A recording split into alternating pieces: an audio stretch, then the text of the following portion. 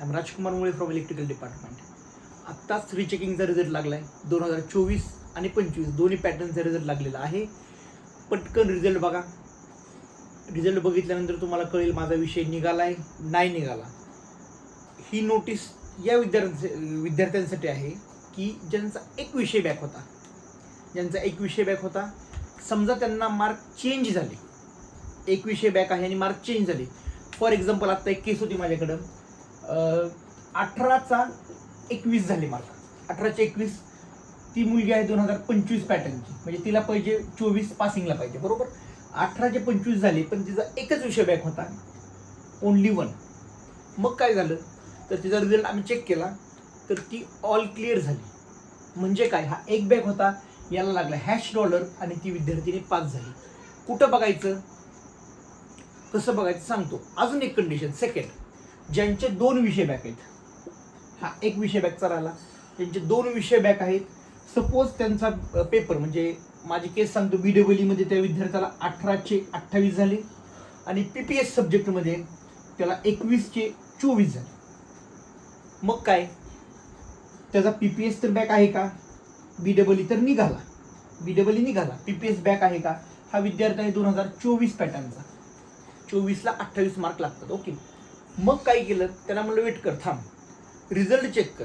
ज्यावेळी त्यांनी result check केला त्याला माहिती होतं माझा BEE तर निघाला आहे, PPSचा अभ्यास चालू केला, बॅक राहिला, आता काय करायचं.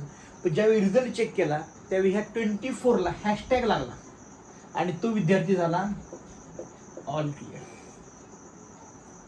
त्यांचा 1 आणि 2 बॅक आहे, त्यांनी काय करायचं, रिचेकिंगचा रिझल्टमध्ये चेंज झाला असेल, त्याला कंडिशन मला माहिती नाहीत काय त्या, बट ज्यांचं चेंज झाले त्यांनी पटकन जायचं आणि आपली वेबसाईट माहिती आहे तुम्हाला, SPPU रिझल्ट मध्ये जायचं, मोबाईलवरती करा. SPPU रिझल्ट बघितला, SPPU रिझल्ट मध्ये खाली सर्च करा, सिरियल नंबर 151 आणि 152. 151 आहे तो आय थिंक 2025 पॅटर्न आहे आणि 2024 पॅटर्न आहे.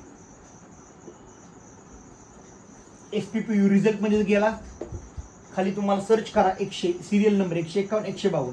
तुम्ही कुठल्या पॅटर्न मध्ये आहात, 151 24 का 25 मध्ये क्लिक करा. तुमचा serial number, roll number, mother's name आणि कॅप्चा टाका, फाइंड करा. त्यावेळी तुम्हाला खरा रिझल्ट दिसेल. जर 2 बॅक असतील, काही जणांना ऑल क्लिअर झाले, काही जणांचा बॅक असेल, एकदम नीट बघा, कारण ते खूप जास्त गरजेचं आहे.